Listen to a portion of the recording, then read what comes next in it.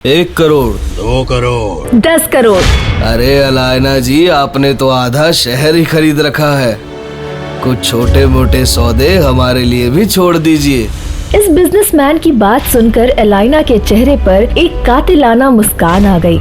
एलाइना शहर की successful business women थी और वो मुस्कुराते हुए अपनी जगह पर बैठ गई। लेकिन तभी एक आवाज ने वहाँ मौजूद सभी के होश उड़ा दिए। 50 करोड़। अरे सीधा 50 करोड़? ये कौन है? ये तो डिलीवरी बॉय अभिनव है। इसके पास कहाँ से आए 50 करोड़? देखो, इसे कोई पहचान न पाए इसलिए सज धज के कोट पैंट पहन कर आया है। तभी एक और आवाज आई कि 2 दिन पहले ही अभिनव उसके ऑफिस में लंच डिलीवर करने आया था और उसने सवाल किया कि ऐसे कैसे कोई भी ऐरा गैरा इतनी बड़ी नीलामी में आ सकता है। वहीं अभिनव चुपचाप अपनी जगह पर बैठा हुआ इन सब की बातें सुन रहा था कि तभी एक और आदमी तेज आवाज में बोल पड़ा। एक इंसान ने ऑक्शन मैनेजर से कहा कि अभिनव के पास 50 करोड़ तो क्या 50 रुपए भी नहीं होंगे। उन्हें ये नीलामी बंद करके एलाइना को वो इम्पोर्टेड कालीन दे देना चाहिए। नहीं नहीं भाई, रुको। अगर इस फटीचर डिलीवरी बॉय के पास 50 करोड़ नहीं है तो मैं अलायना जी की बोली को चैलेंज करता हूँ। इस कालीन के लिए 11 करोड़ देने के लिए मैं तैयार हूँ। जैसे ही उस आदमी ने 11 करोड़ बोला तो अभिनव एक बार फिर से बोल पड़ा। 60 करोड़। ये फटीचर डिलीवरी बॉय, तू पागल हो गया है क्या? कहाँ से लाएगा 60 करोड़?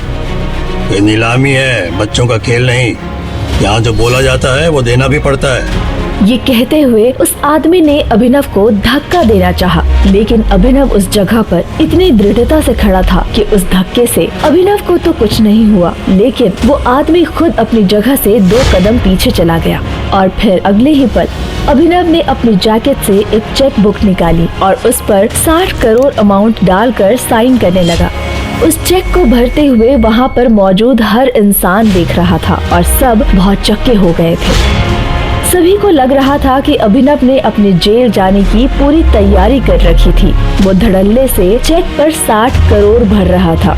अभिनव ने चेक पर अमाउंट भरकर वहाँ मौजूद नीलामी करवा रहे बैंक के मैनेजर को दिया। एक बार को तो मैनेजर को भी यकीन नहीं हो रहा था कि आखिर 3 करोड़ की चीज को ये अभिनव जैसा डिलीवरी बॉय 60 करोड़ में कैसे खरीद रहा है और क्या सच में इसके अकाउंट में 60 करोड़ हैं भी या नहीं।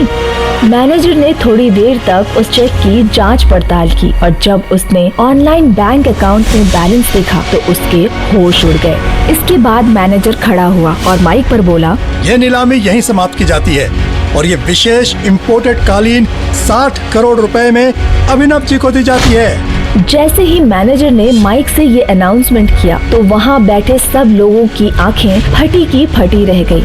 सबसे पीछे खड़ी एक बहुत ही खूबसूरत लड़की मिस अलाइना, जिन्होंने 10 करोड़ की बोली लगाई थी, उनके पास किसी का कॉल आया। वो इम्पोर्टेड कालीन आपको मिल गई? ये कोई अभिनव नाम का डिलीवरी बॉय है जिसने 60 करोड़ की बोली लगाई है। मतलब आजकल डिलीवरी वालों के पास इतने पैसे आ गए हैं कि 5 करोड़ की चीज को वो 60 करोड़ में खरीद रहा है। एक बार यहाँ से बाहर निकले तो मैं बताती हूँ, इसको तो मैं छोड़ूंगी नहीं। अलायना जी, ये सब सोचने से पहले एक बार अभिनव की उंगली में देखिए। उसके बाद एलाइना ने अपनी आंखें उठाई और जैसे ही उसकी आंखें अभिनव के दाहिने हाथ में पहनी हुई अंगूठी पे गई तो वो पूरी तरह से चौंक गई।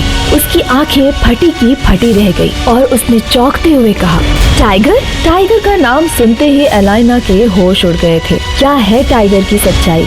कैसे एक डिलीवरी बॉय के अकाउंट में आए 800 करोड़? क्या है अभिनव का राज? अगर वो इतना पावरफुल है तो क्यों रह रहा है दुनिया के सामने डिलीवरी बॉय बनकर? आखिर कौन है टाइगर? आगे की कहानी जानने के लिए देखें अगला एपिसोड सिर्फ पॉकेट FM के YouTube चैनल पर और द रिटर्न ऑफ टाइगर के सारे एपिसोड्स को सुनने के लिए डिस्क्रिप्शन में दी लिंक से डाउनलोड करें पॉकेट FM ऐप।